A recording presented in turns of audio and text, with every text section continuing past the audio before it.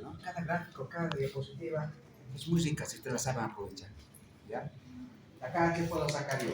Tres cosas que no puedo dejar de conocer. Uno, ¿cuál es el lugar de síntesis? Hay tres procesos que casi, ¿no? ¿Cómo se sintetiza? ¿Cómo se almacena? ¿Cómo se libera? Miren, tres preguntas clave, ¿no? ¿Cómo se sintetiza?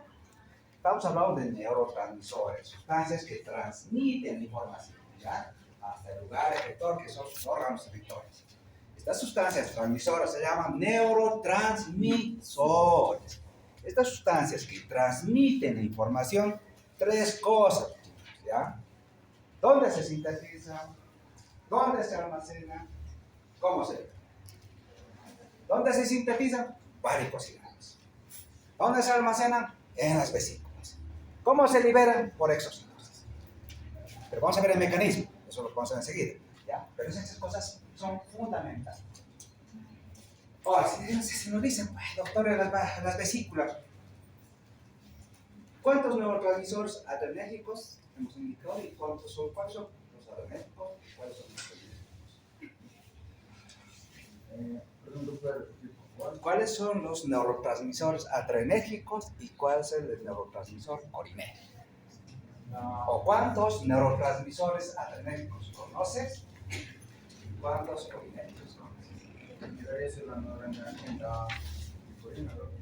Vamos, ¿qué quiere ayudar? Pregunta de examen. Vamos, doctor. La adrenalina, ¿no? La adrenalina son neurotransmisores. Pero esos neurotransmisores también un receptor, ¿no? Vamos. Neurotransmisores, está bien, no neurotransmisores, vamos a llegar ahí. Neurotransmisores adrenérgicos y neurotransmisores colinérgicos. Los neurotransmisores, que quiero que quede claro, ¿ya? Los adrenérgicos, tres. Uno, el principal, digamos, el que se libera en las terminaciones nerviosas simpáticas, el principal, ojo, y quizá el único. El único que se libera en las terminaciones nerviosas simpáticas postganglionares es la noradrenalina o norepinefrina. O norepinefrina. Es la única que se libera. Pero tenemos tres, ¿ya? Que cumplen casi la misma función del neurotransmisor también.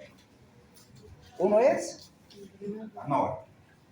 Dos, la adrenalina. Tres, la dopamina. ¿Ya? Tres. Noradrenalina, ojo, estoy diciendo, el que se libera, pregunta de examen, el que se libera el neurotransmisor, que se libera las neuronas postganglionales simpáticas, es la noradrenalina, llamada también noradrenalina. Ya, ese es el primer concepto, quiero que quede claro. ¿Existen otros neurotransmisores? Sí. ¿Ya? Pero ese que se libera. Los otros son ustedes. Adrenalina y la dopamina. Ahora, por ejemplo,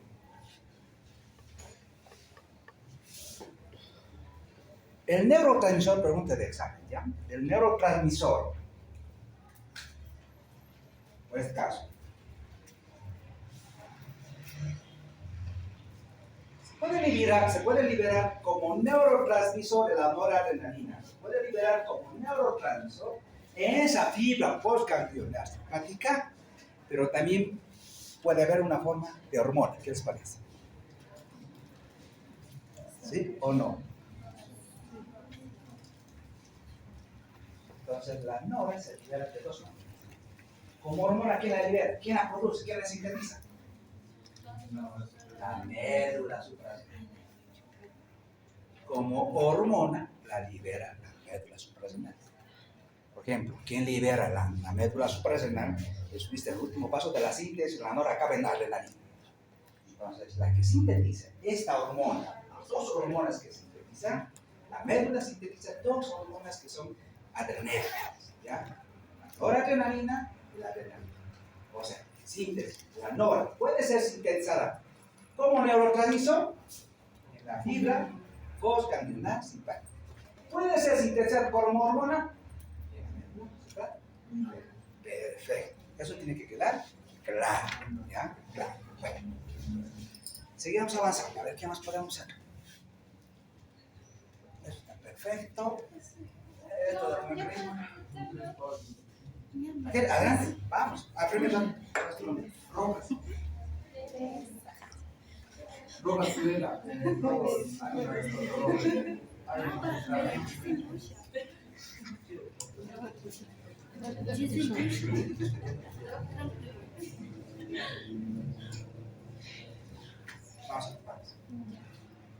En el mecanismo de la secreción de la acetilcolina y la noradrenalina por las terminaciones nerviosas postganglionares, vamos a ver el proceso, que primeramente va a llegar el potencial de acción que llega a las fibras terminales y va a haber un proceso de despolarización de la membrana. En el segundo va a ser que el proceso de despolarización de la membrana, o sea, va a haber el proceso de despolarización de la membrana, entonces va a aumentar la permeabilidad de la membrana a los iones de calcio y lo cual va a abrir los canales de calcio. En el tercer paso vamos a ver que como ya se han abierto los canales de calcio, lo que esto va a hacer que va a permitir la difusión del calcio hacia el interior de las varicosidades y posterior la secreción de los neurotransmisores de la vesícula. Entonces, la base de este mecanismo de secreción es el aumento de la permeabilidad. Este aumento de la permeabilidad, el potencial de acción hace que se aumenta la permeabilidad, abre canales de calcio y es responsable del calcio. El calcio ingresa dentro de las varicosidades y hace que estas vesículas liberen los neurotransmisores. Esa liberación se llama exodosis. Está liberando neurotransmisores. Perfecto. Entonces ese es el mecanismo que ellos conocen. ¿Qué más de esto? ¿Recuerdas? Sí. Aquí vamos a hablar sobre la síntesis de la acetilcolina y también su destrucción después de su secreción y la duración de su acción. Primeramente vamos a ver su síntesis, que se va a sintetizar en las terminaciones finales y en las varicosidades de las vías nerviosas enérgicas, donde estas se van a almacenar en la vesícula. Entonces ese concepto se sigue manteniendo mucho, ¿no? Sí. Casi la mayoría de los transmisores. ¿Qué más? Después vamos a ver la reacción química, que es para la síntesis de la coenzima, para volverlo una acetilcolina. Primero va a ser acetilcoenzima A más colina, gracias a que la enzima que es acetilcotransferasa de colina va a convertir esto en acetilcolina. Acá la clave es este enzima, ¿no? En presencia de acetiltransferasa de colina, ¿no ve? Se va a hacer que se sintetice la eso. Aquí, por ejemplo, algunas cositas he ido ordenando para que ustedes puedan entender también. Síntesis. ¿Cómo se sintetiza? ¿Cómo se destruye? ¿Cuál es el tiempo de acción?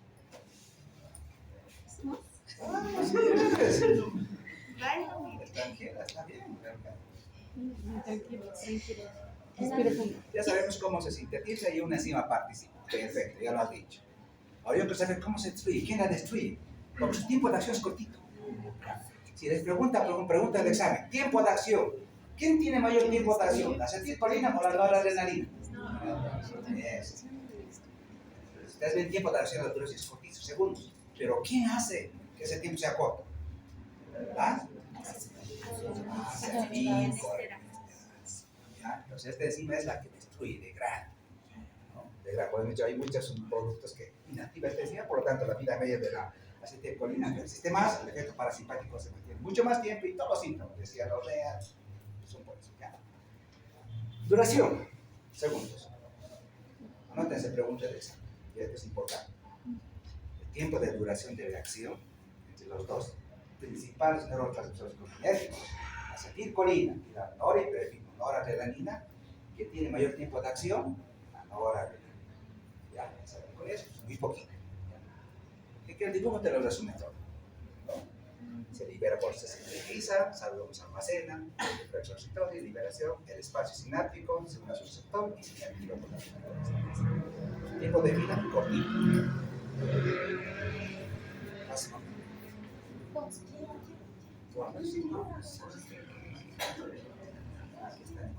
Vai tú. También no. Está fácil, fala. Fala. Fala, mete doida. ¿Quién quiere ir? Aquí, Vamos a hablar. aquí. O Eduardo. Eduardo. Después tú. Vamos a estar. Aquí vamos a ver la síntesis de la noradrenalina. Esta va a comenzar en la circulación de terminaciones nerviosas de las fibras adrenérgicas. En este caso de la noradrenalina. Y se va a concentrar en la circulación de todo. Aquí vamos a encontrar 4 pasos y va a haber un 5º paso extra en la médula suprarrenal. En condición no normal, pero generalmente la tirosina da mediante la enzima tirosina de hidroxilación se convierte en DOPA. Luego el DOPA, mediante la descarboxilación, se convierte en dopamina.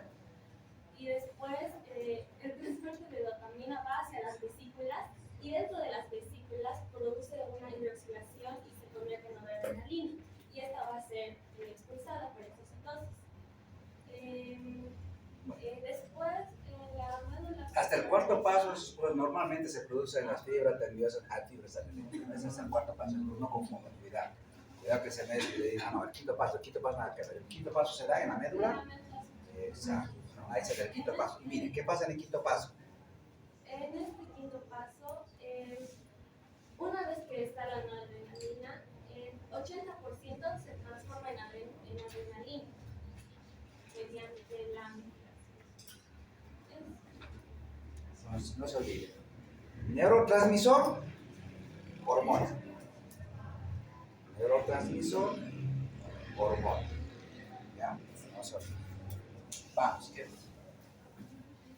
Ya sabemos la síntesis, ahora la destrucción, que la destruye, tiempo de duración de su acción. La destrucción se va a dar por 3 vías. Uno va a ser por la recaptación del propio neurotransmisor, de las propias terminaciones adrenérgicas. El 50 y el 80% va a entrar mediante un autorreceptor adrenérgico mediante un transporte activo.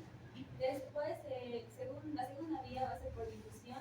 Se va a unir a un receptor adrenérgico y este va a ir hasta la sangre, Y el tercero va a ser una pequeña cantidad, va a ser por 2 enzimas, la MAP y la COM, que va a ser una aminoxidasa y la metiltransferasa.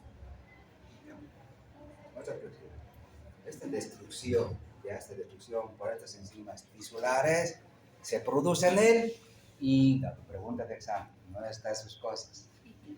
¿Ya? Esa destrucción por estas enzimas, la MAO, ya, se producen en él y ya esta destrucción enzimática de estos neurotransmisores se producen en él. Que uno va investigando, de hecho, medicina es así, chicos, o sea, uno lee, mientras más lee, más cosas sabe, ¿no? Pero leías cositas que les permita entender esto, ¿ya? Y aquí está todo el proceso, ¿no? Son estas enzimas, claro, nunca se olviden, la MAO, la COM, ¿no? La monoaminoxidasa y la catecolometitransferasa son enzimas que destruyen estos neurotransmisores, ¿ya? Hemos dicho su tiempo de acción, ¿cuánto es?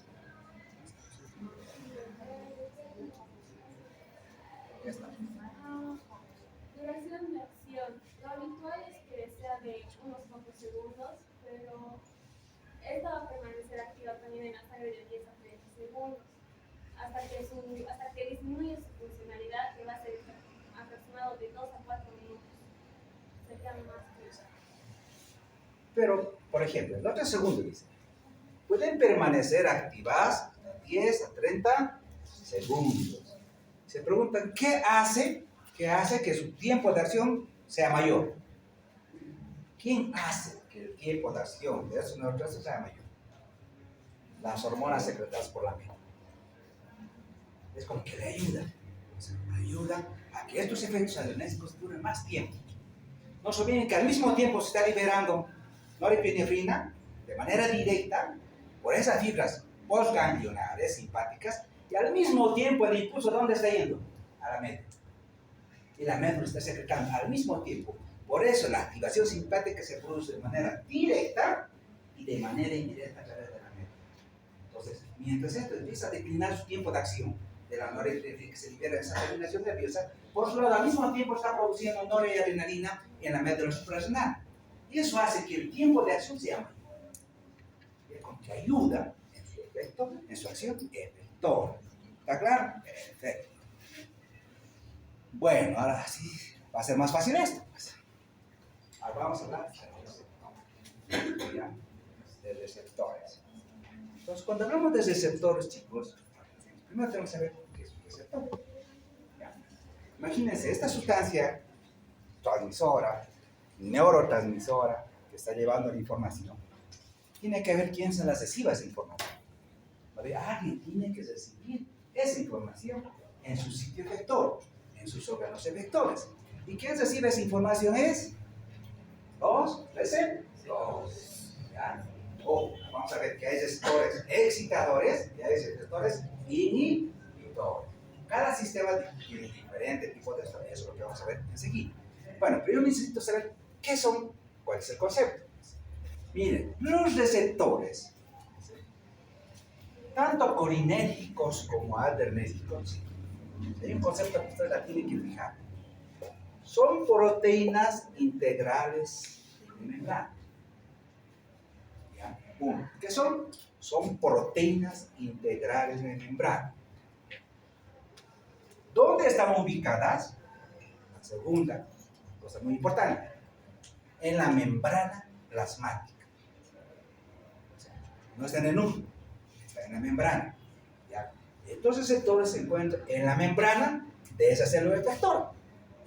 Lo primero, son proteínas que están íntegras a la membrana, están integradas en la membrana. Por eso se llaman proteínas integrales de membrana, están en la membrana, ¿ya? En toda la membrana. Eso es fundamental, chicos, para comprender ahora cómo funciona.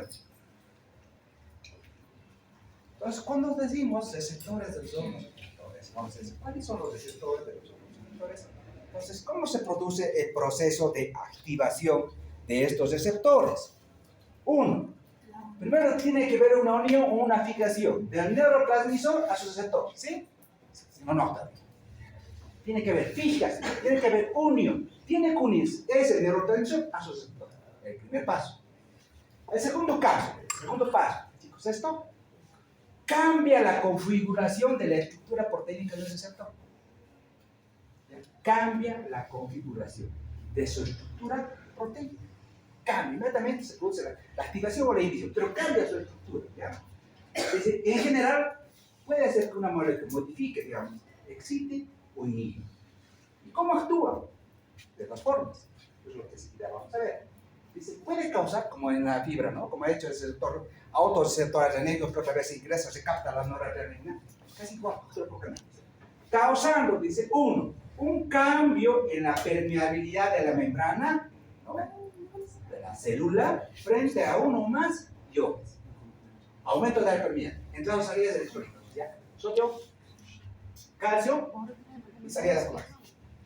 2. Activando o inactivando una enzima ligada, dice, al otro extremo de la proteína receptora, donde sobresale hacia el interior. Y vamos a ver cómo sucede. Vamos por el primer paso. Se unió al receptor, ha modificado la estructura de la membrana y va a ocasionar dos cambios. Entonces, el primer paso de cómo actúa es la excitación o la inhibición de la célula efectora. Se va a producir, primero, por cambio en la permeabilidad de la membrana. ¿Ya? Ojo, cambio en la permeabilidad de la membrana. Hemos dicho, cualquier cambio en la configuración de esta estructura, de este receptor, de esta proteína, va a cambiar su estructura proteínica. Puede abrir o cesar un canal iónico. ¿Qué pasa, por ejemplo, cuando abre el canal? Cambia la configuración, abre el canal. Cuando abre el canal, ¿qué ingresa? Sodio y calcio. Si entra el sodio y el calcio, ¿qué ocasiona? Despolariza. Abre el canal. Entonces, la entrada de calcio, este aumento, este cambio de la estructura, aumenta la permeabilidad de esa membrana, ¿ya? De esta membrana, para que estos iones ingresen hacia el interior de la célula.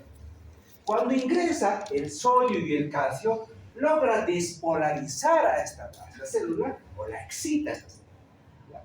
¿Qué pasa, por ejemplo, cuando en este mismo momento sale el potasio? ¿Ya? Cuando se hace la apertura de los canales para el potasio, porque el potasio puede salir hacia afuera, ¿sí?, permite la difusión hacia afuera de la célula, suele inhibirla debido a que la pérdida de potasio, que es electropositivo, crea una hipernegatividad en su interior. O sea, la salida de potasio la inhibe, la entrada de calcio sodio y se produce gracias al aumento de la permeabilidad. Abren canales, entran iones. Unos salen y otros entran. Excitación y inhibición. Excitación y inhibición. Despolarización o hiperpolarización e inhibición. ¿Ya? Entonces, esto es el primer mecanismo. El otro, ¿cómo actúan?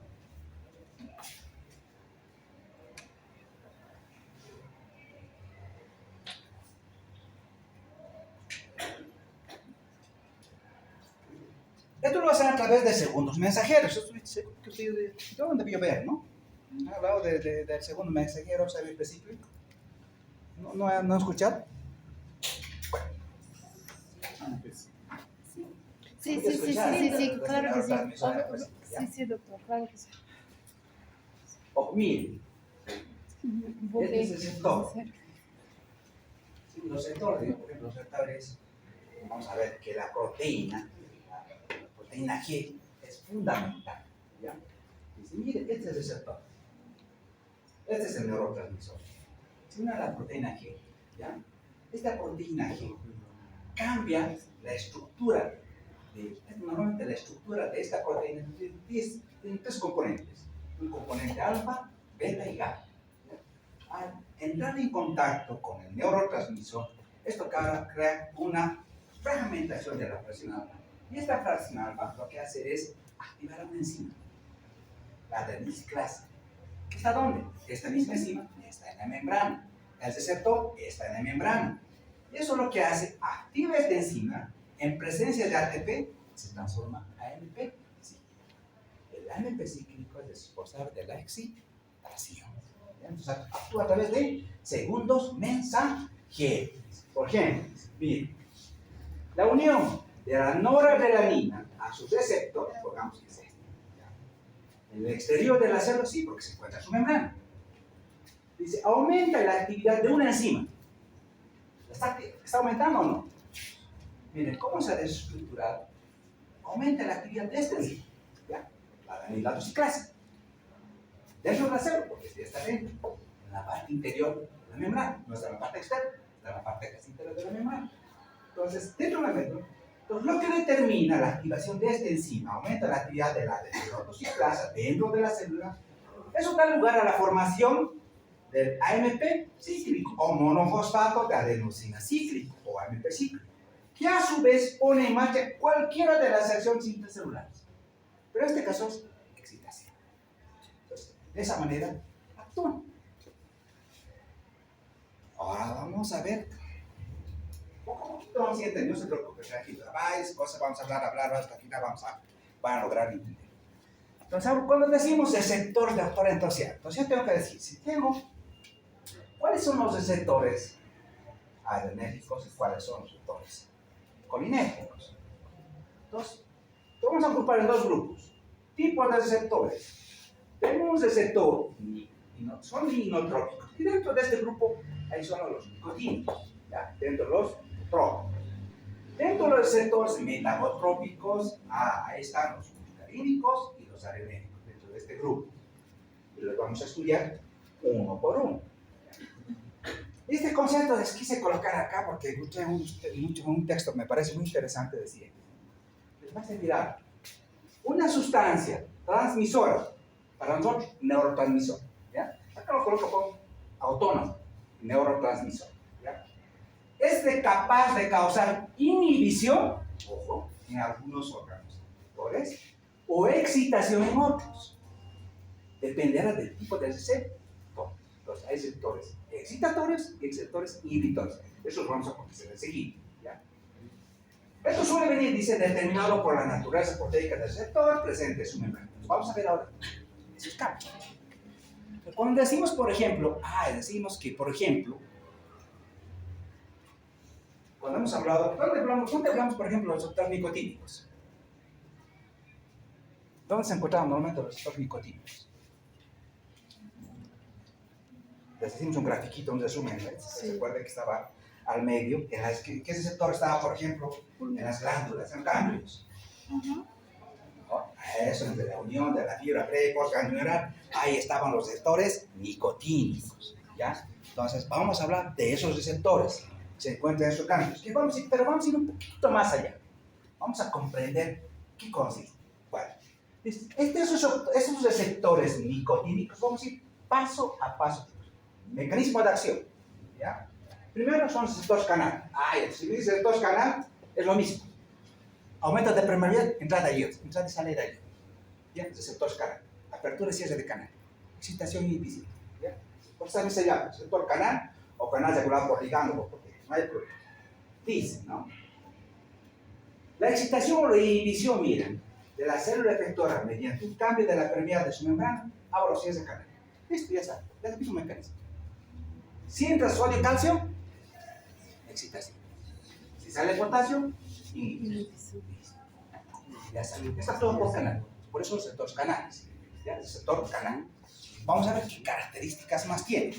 Ya es el mecanismo de acción, ¿no? Eso es. Bueno, este es el mecanismo de acción de los receptores metabotrópicos. Ustedes ven, es lo mismo que el otro que dijimos. El mecanismo de acción por segundos mensajeros, ¿o no? Pero hay una diferencia en concepto cuando dice acá.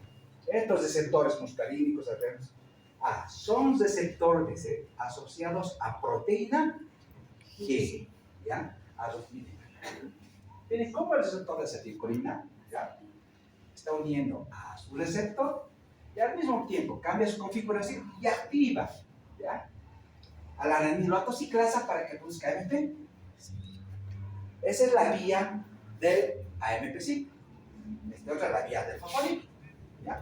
Actúa la fosfolipasa D para que produzca inositol fosfato 3 o diacrisofosfato, pero igual, entra calcio, excitación. Este es el mecanismo de acción de los receptores, pero estos actúan asociados a proteína G, ¿ya? Ya lo conocemos, por ejemplo, acá, antes nos decían solamente una enzima, adeninotociclasa, pero también pueden actuar otra enzima, la fosfolipasa, ¿ya? Pero activan enzimas, ¿ya? Y esas enzimas dan lugar a la formación de segundos mensajeros. Este sistema actúa a través de segundos mensajeros del AMP cíclico. Si se fijan, este cuadro, tan feo, ¿no? Es eso, doctor, tantas cosas. Vale, esto lo va a dominar esto fácil.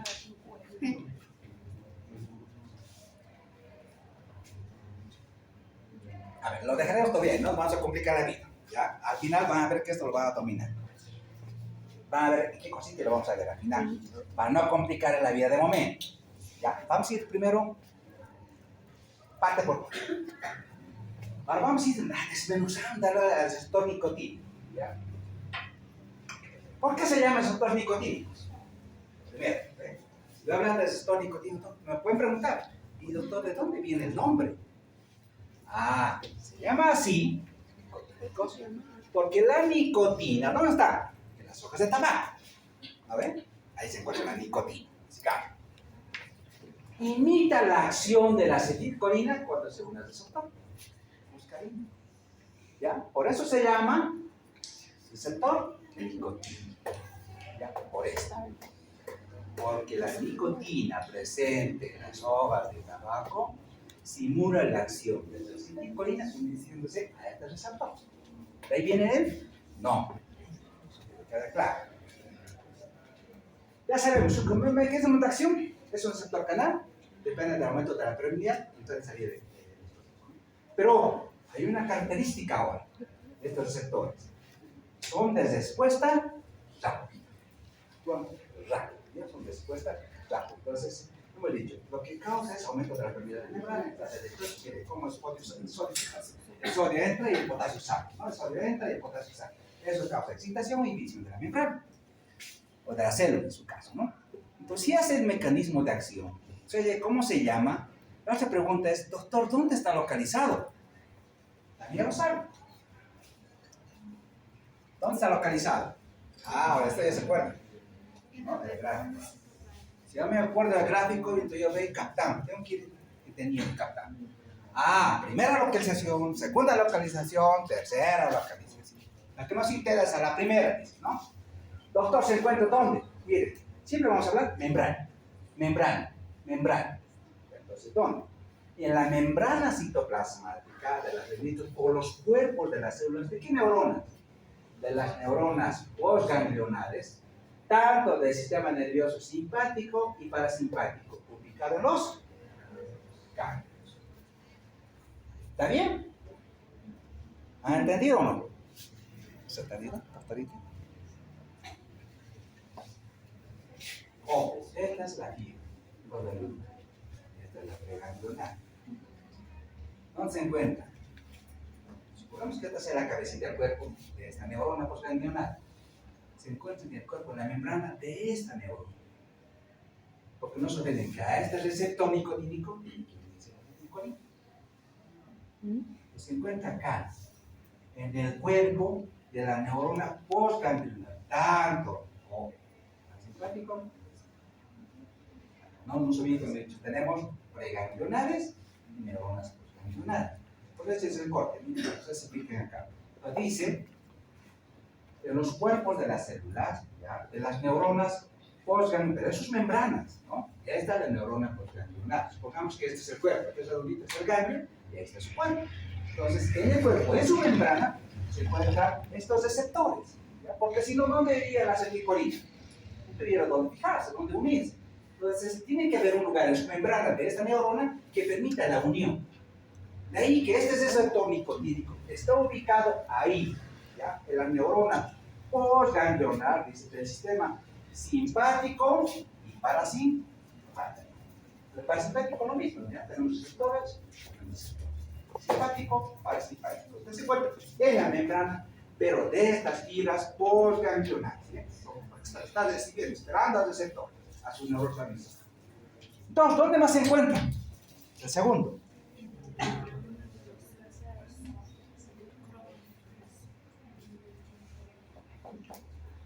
La médula. También, ahí lo digo. Ya, en la membrana de las células cromáticas de la médula suprarrenal. Ah, perfecto, ahí está, doctor, ¿no? Y esto es una placa motora de la unión neuromuscular. Eso no vamos a meter mucho, pero también ahí está ubicada, ¿ya? Estas dos sí las tienen que saber. Y un poco les repito, el gráfico les va a ayudar. No, por eso trato de colocar siempre con gráficos, porque el gráfico les permite captar más la información. Entonces relaciona bien, pues ya sé cómo es aquí. Una mirada es suficiente, ¿no? El gráfico y la literatura. Bueno, entonces la localización, ¿no?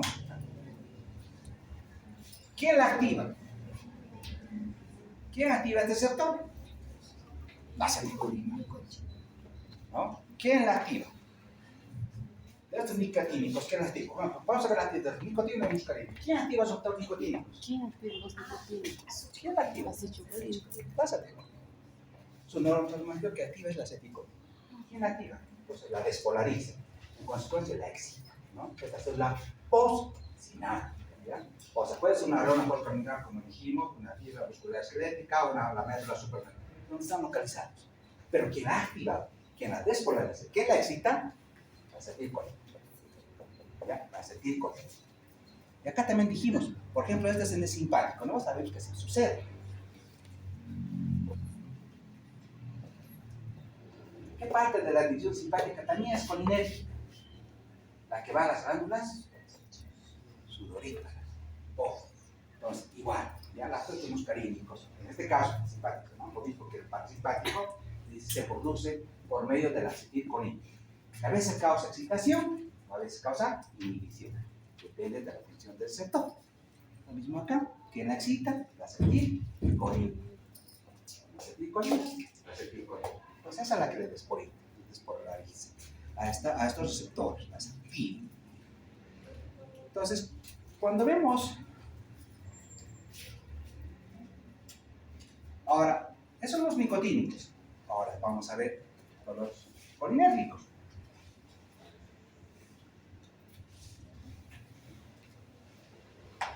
Los receptores muscarínicos, los llamados también metabotrópicos, porque cumplen funciones metabólicas o digestivas. Primero, ¿de dónde viene el nombre de receptores muscarínicos? Igual, tenemos que saber de dónde viene, ¿no? Dice, proviene del veneno del hongo llamado muscarína, ¿ya? Que imita la acción de la acetilcolina, de ahí viene, ¿ya? ¿De dónde viene? ¿Cuál es el mecanismo de acción? Ya sabemos, ¿no? Utilizan proteína G, por ejemplo, dice acá como mecanismo de señalización, ¿no? La acción sináptica se produce a través de segundos mensajeros, pero tiene una característica, esta es de respuesta lenta, el nicotínico es de respuesta rápida, ¿ya? Esta es de respuesta lenta, entonces ya sé cuál es su mecanismo de acción. Ahora este receptor muscarínico, ¿dónde está localizado? Ahí está medio leído eso. Hoy estoy viendo más, ¿está bien? ¿Sí? A ver, ¿dónde está localizado?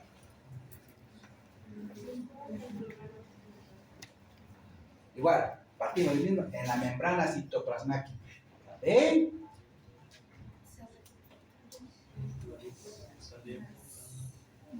Mira, aquí se coloca en un nombre, simpático, parasimpático. ¿Para que vean dónde está? Ah, sí.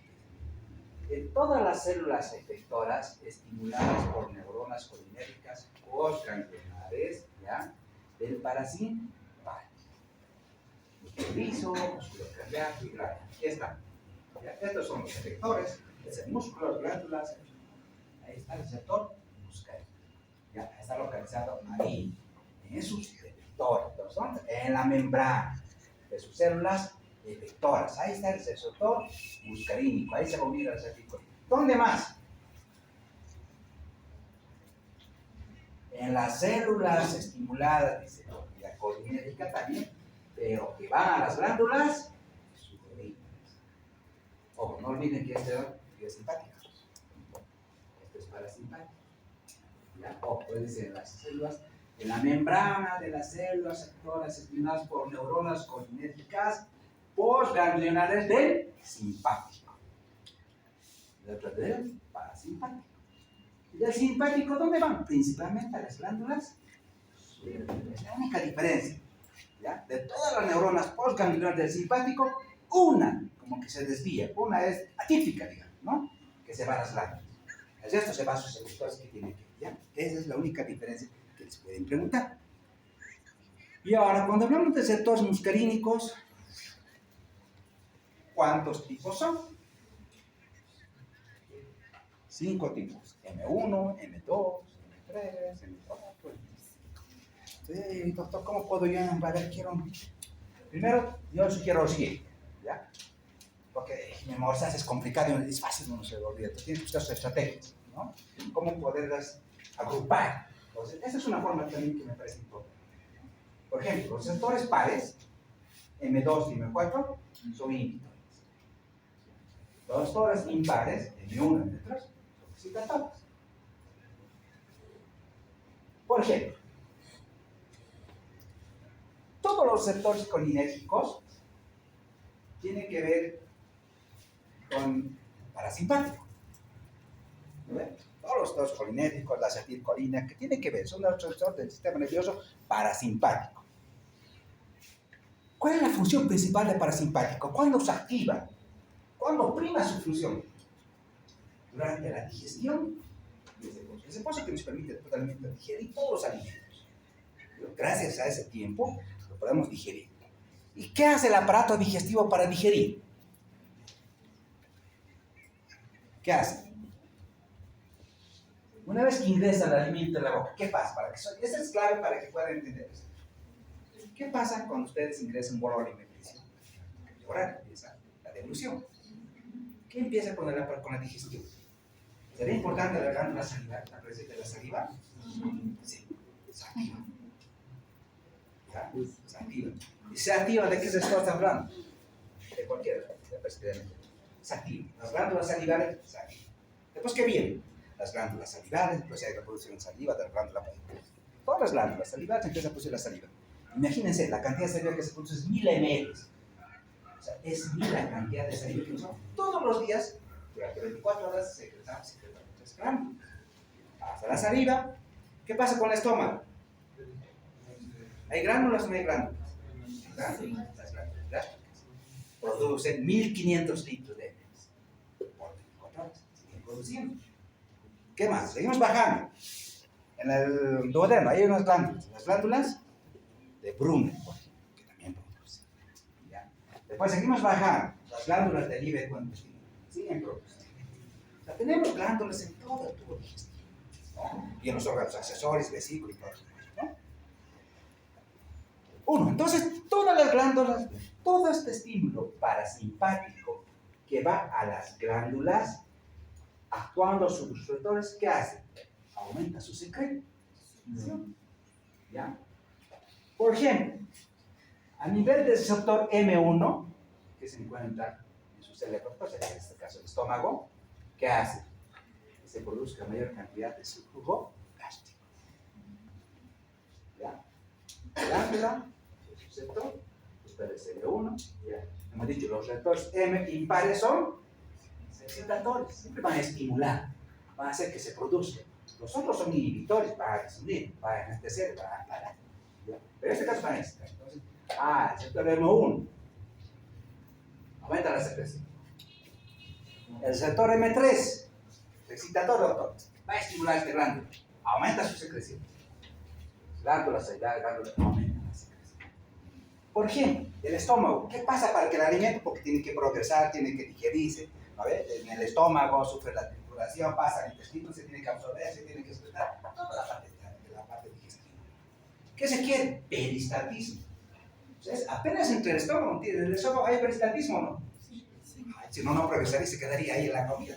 Empieza el estómago, hace que progresa el estómago se estructura, lo evacúa en 3 horas, pasa al intestino delgado y tiene 7. Hay químicos. Pero el peristaltismo siempre está. Hasta que logra, porque gracias a que el intestino se absorbe los alimentos, ¿no? Entonces, tiene que activarse el peristaltismo. Tiene que haber peristaltismo. Entonces, ¿qué hace el parasimpático? Porque su es que tiene que digerir. Aumenta el peristaltismo. ¿Ya? Aumenta el peristaltismo.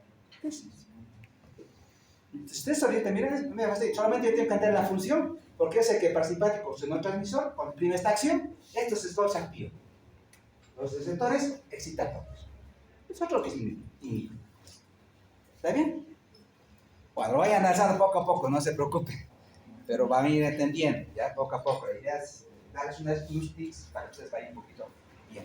Y se han colocado otras cosas más, por ejemplo, este gráfico. Para que el árbol pueda ayudar. Todo lo positivo, lo verde, es excitador. Todo lo negativo es inhibidor. ¿Ya? Entonces, si yo sé que es excitador, ya sé que son todos excitadores, ya sé que son todos inhibidores. Fácil, ¿no? Ahora, por ejemplo, ¿qué pasa cuando lo decía? Prima el tono parasimpático, vamos a hablar del tono simpático para la próxima clase. Cuando el prima la actividad parasimpática, es el tono parasimpático, entonces, ¿qué actividades tendrían que primar? Entonces se activan los receptores excitatorios. Lo ven es excitación. Aumenta la secreción de las lágrimas, aumenta la secreción cerebral, ¿ya?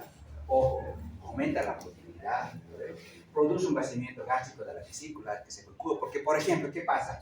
La acetilcolina lo que hace que la vesícula se contraiga. La presencia del alimento, sigo digiriendo, llega la grasita al duodeno, y evidentemente hay un receptor colinérgico que hace que la vesícula se contraiga. Porque yo necesito bilis para digerir mis grasas. Entonces, miren cómo yo he hecho mano a todo. Mi función es hacer que haya una buena digestión. Mi función como parasimpático es hacer eso. Por lo tanto, activo y activo. Entonces, aumenta la motilidad. Para el vaciamiento, tengo que vaciar. Relajo los esfínteres. ¿Ya? ¿Por qué? Porque, por ejemplo, ustedes saben que en todo el tubo digestivo tenemos esfínteres. Esfínter esfálico superior, inferior, esfínter pilórico, cantidad de... ¿Qué hace el parasimpático? Lo cierra. Porque el alimento tiene que progresar. Claro, el simpático, en el momento le controla un ratito, tiene que digerirse primero 3 horas en el estómago, yo cierro, el simpático lo cierra, y en el momento que se acaba la digestión, el alimento tiene que pasar al intestino delgado, el parasimpático lo cierra. Entonces, todo cuadra.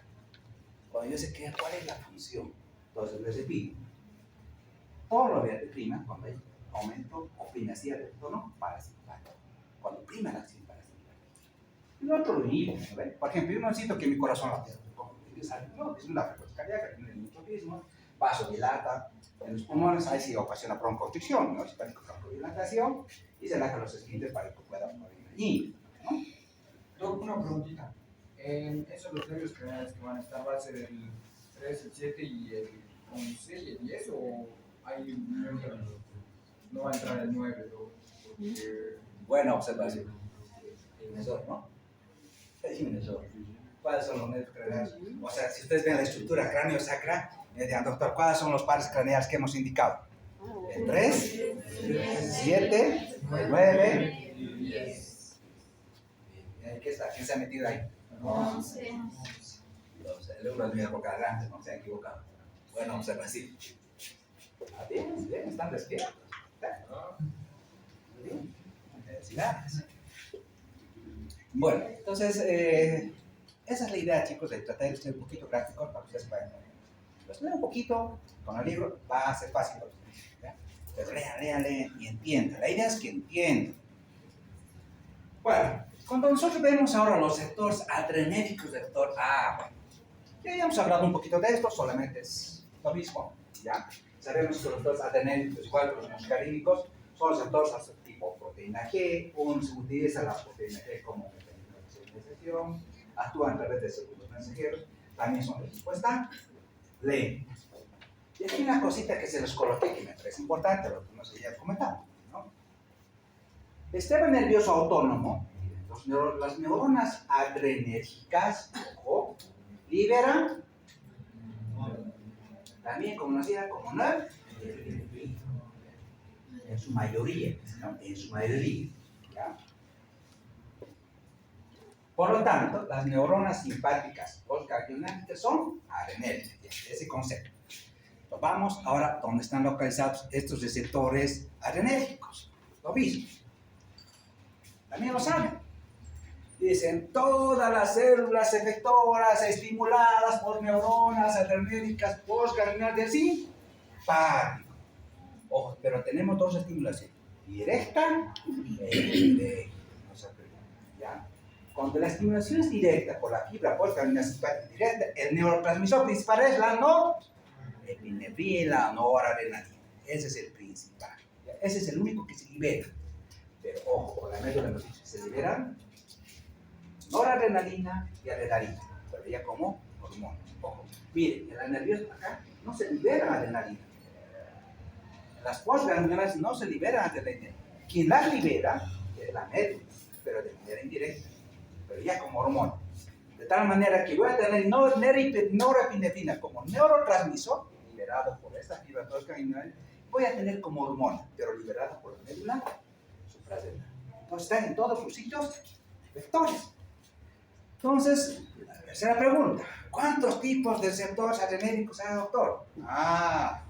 Tenemos receptores alfa y receptores beta. ¿Ya?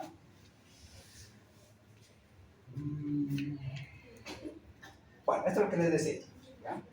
Lo que ese concepto que se les coloqué acá, ¿vale? No se los vaya. Lo mismo acá está, ¿no? Lo que decía, cómo es el neurotransmisor, cómo... Pero acá, vamos acá.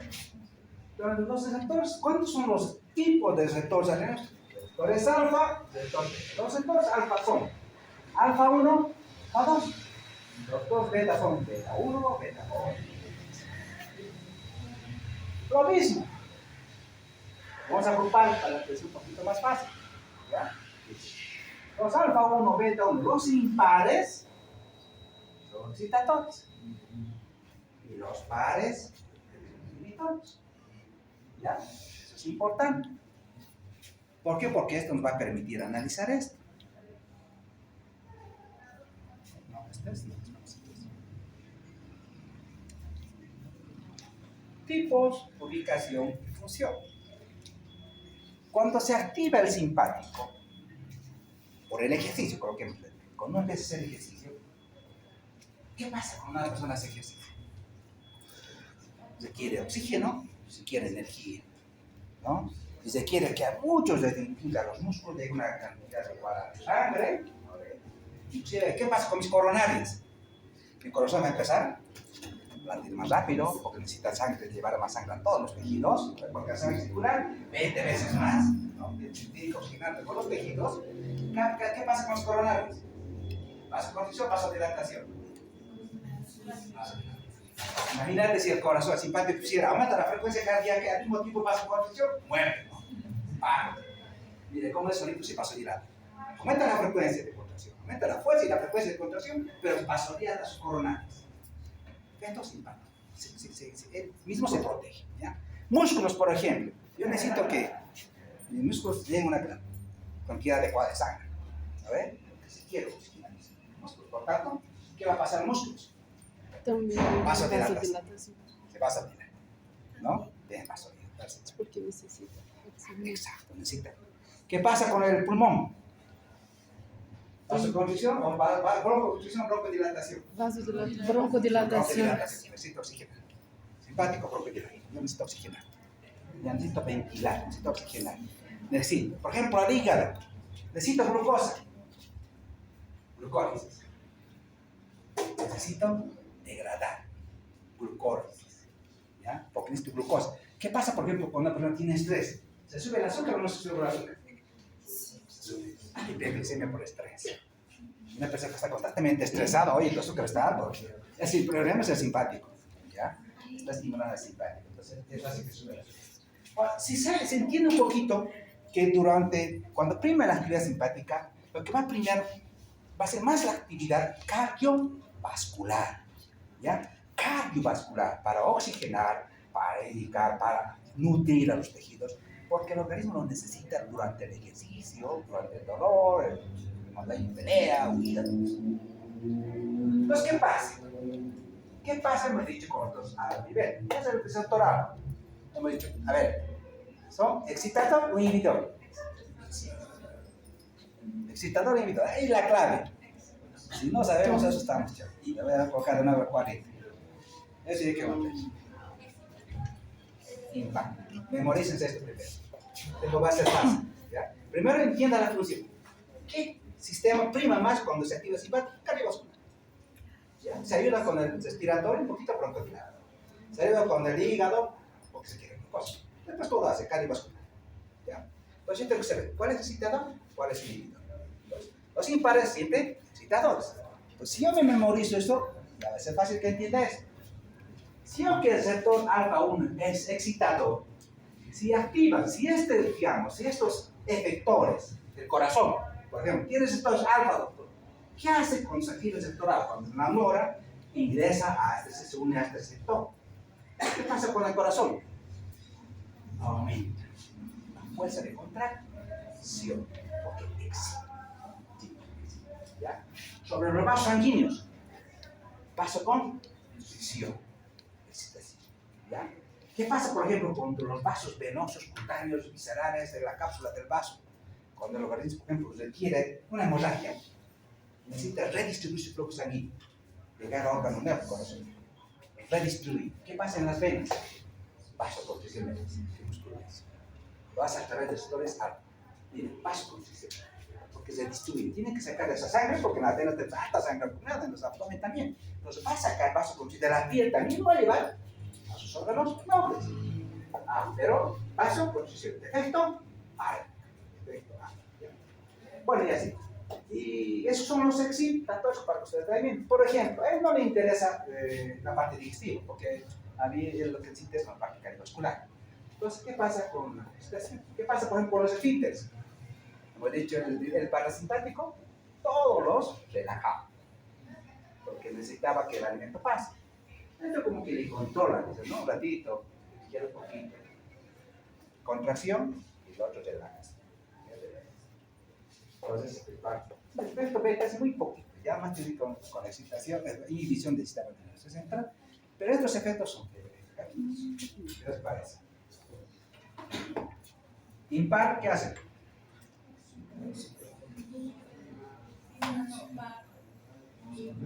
Los par, impar excitadores, los pares inhibidores. Eso memorícense, chicos, ¿ya? Beta 1, excitador. Entonces, sobre el corazón, O, ya. Aumenta la frecuencia y la fuerza de contracción. Beta 1 igual. Mira, aquí en alfa 1 y beta 1. Muchos medicamentos tienen efecto alfa, efecto beta. De eso se tiene que ver. Doctor, ¿tiene efecto beta? O solamente son efecto beta, o beta 1 o beta 2. ¿Ya? Entonces, si tiene efecto beta el medicamento, en el corazón va a hacer eso, ¿no? Que aumenta la frecuencia y la fuerza de contracción. ¿Ya? Por ejemplo, el otro impar, el beta 3. ¿Qué hace con el tejido adiposo? Termogénesis. Lipólisis. ¿Ya? Los impares son excitadores. Pero ¿qué pasa con este par? Que es inhibitorio. Actuando sobre el receptor beta cardíaco, ¿qué ocasiona?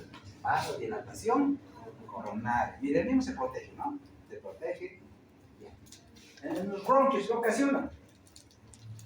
Broncodilatación. ¿Ya? En el músculo esquelético decimos, vasodilatación. Necesito que lleve mucha eficacia. ¿Ya? ¿Qué pasa en el músculo liso intestinal? De otro, aumentaba el peristaltismo de todo el tubo digestivo. Hasta la relaja, disminuye el peristaltismo. ¿Ya? Entonces, ese efecto es cortacuerpos siempre. Entonces, estimula y receptores excitadores y receptores inhibitores. Y la inervación simpática de la médula, hemos dicho, ¿no? A través de receptores N2, la médula va a liberar esto. Bueno, esta adrenalina tiene que llevar más con efectos metabólicos, pero esto se les ha colocado que es importante, ¿ya? Y algunas cositas que son importantes, que las tienen que saber, están resaltadas, están con amarillo, están con cuadro. ¿Será importante esto? Sí. ¿Qué dice? Ese amarillito, ¿será importante? ¿Por qué? Mire, si me preguntan a mí, doctor, ¿qué diferencia hay entre la nora y la adrenalina? Mire, ¿qué diferencia hay? La noradrenalina estimula los receptores alfa con mayor intensidad que los receptores beta. O sea, tiene más efecto alfa que efecto beta. En cambio, ¿qué dice la adrenalina? Es un potente estimulador de los dos receptores. Alfa, beta. Entonces la acción es un poco diferente porque actúan unos más en otros receptores. Y aquí se coloca eso. ¿Qué pasa cuando prima el efecto simpático? El ejercicio, ¿qué pasa cuando tú haces ejercicio? En los ojos, ¿no? ¿Qué pasa? Ideasis, te parece que te digo, ¿no? Ideasis. Todo lo positivo. Corazón, aumenta la frecuencia cardíaca, la contracción, ¿no? Vasos sanguíneos, ¿no? Cuando se activan los pulmones, broncodilatación. A nivel de la médula, mayor secreción de nora y adrenalina. Y cuando disminuye el tono de los internos, ¿no? Esto es cuando prima el efecto simpático. Y los otros son negativos, lo que inhibe la secreción, inhibe la motilidad, lo que hace parasimpático, ¿no? Pero esto para que vea un poquito cuando se activan y se excitan esos receptores. Este es un cuadrito para que ustedes vayan viendo algunas cosas, que también pues les he hecho un resumen, aquí creo que les hice un resumencito, para que les pueda ayudar a algo, ¿no? A ver, digamos, pero mira, el receptor beta tiene más, ¿no? Más lesiones, ¿no? Más receptores. Beta 3, solo tejido adiposo, ¿ya? Beta 1, más el corazón. Cambio. Beta 2, vasos sanguíneos, metabolismo, respiratorio, digestivo, uterino. Y si ustedes ven este cuadro, wow, ¿qué les parece? Ay, Dios mío, ¿no? Eso me sirve. Todo se tiene que aprender. Todo eso tiene que aprender. Por eso un resumen de todo lo que está en los libros.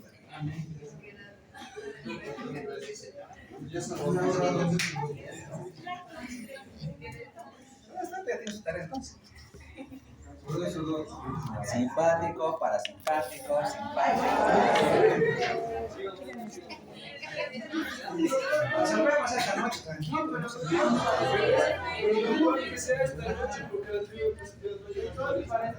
Esta noche los paso. Y aquí otros asumen ya de hacer de todo, ¿no? A ver, ¿de qué es actúa simpático?